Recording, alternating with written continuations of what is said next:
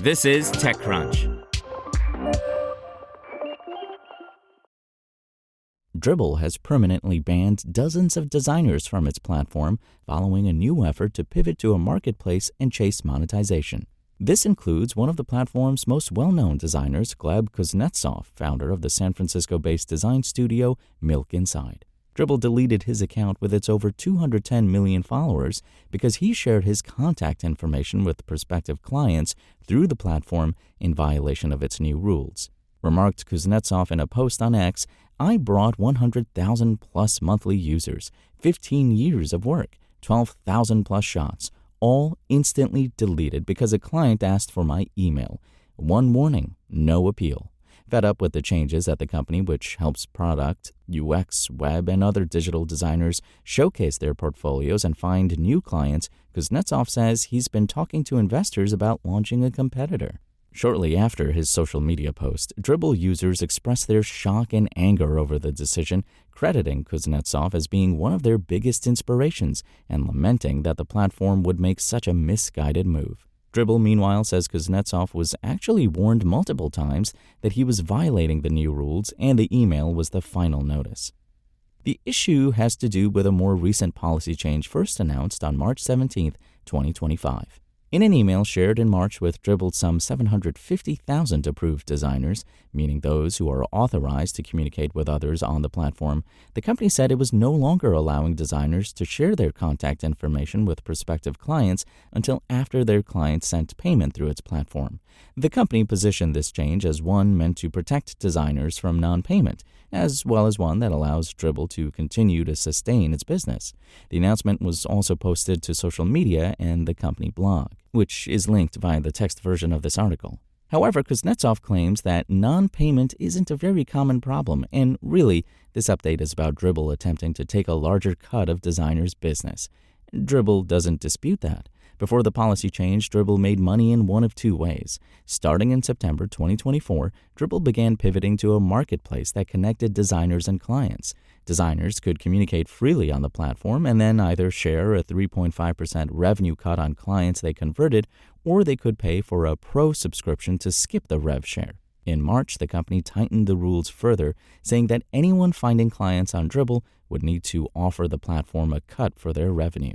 It went from it was optional to use our transactional features to it was required for non-advertisers to use our transactional features if they were on Dribbble to find clients, explains Dribbble CEO Konstantin Anastasakis in an interview with TechCrunch. If a user is on Dribbble to find inspiration or to get feedback on their work or to talk shop with their peers, none of this affects them, he added. The exec, who joined the company after working at direct-to-consumer lender Lower, video marketplace Pond5, exited to Shutterstock, and freelancer marketplace Fiverr, was hired last April to pivot Dribbble into a marketplace.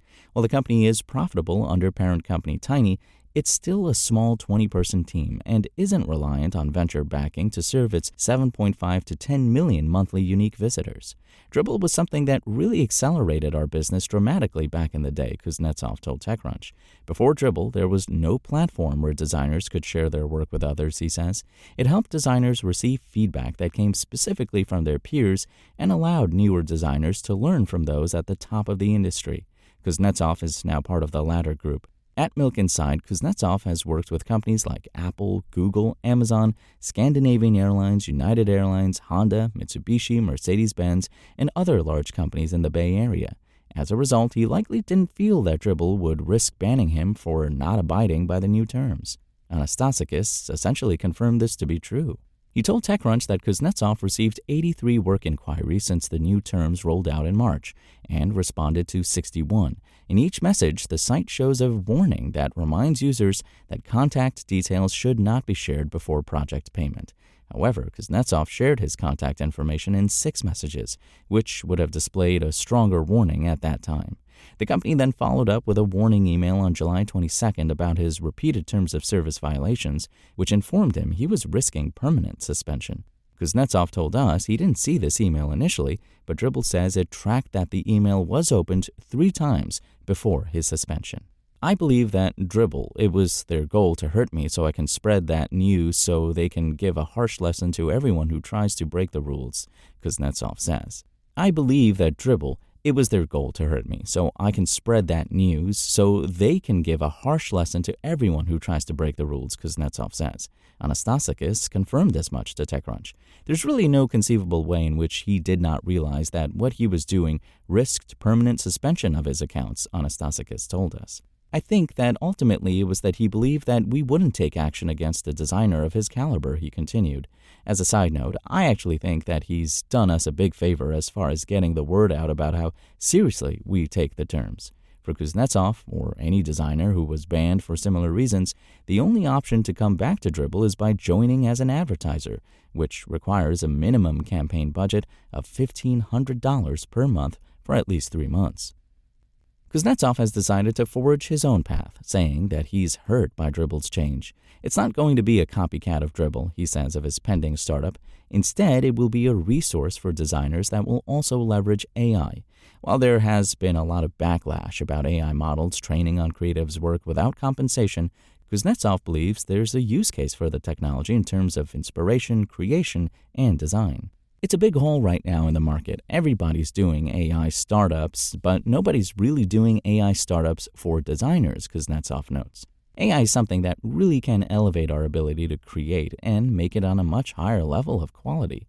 It's going to help us to not only earn more money and grow, but also create something we never even thought was possible to create without a specific skill set. Kuznetsov says he expects to have an MVP, minimum viable product, ready in 3 or 4 months.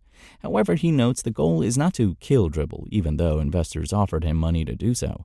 It's not like that. I'm trying to do something good for the community because I'm a designer. So I know how painful it is to be a designer in this world, says Kuznetsov. We need to be really smart about how we invest our time, how we give our best and give our life to other platforms. Diversification of that investment should be something that everyone should be thinking about, he adds.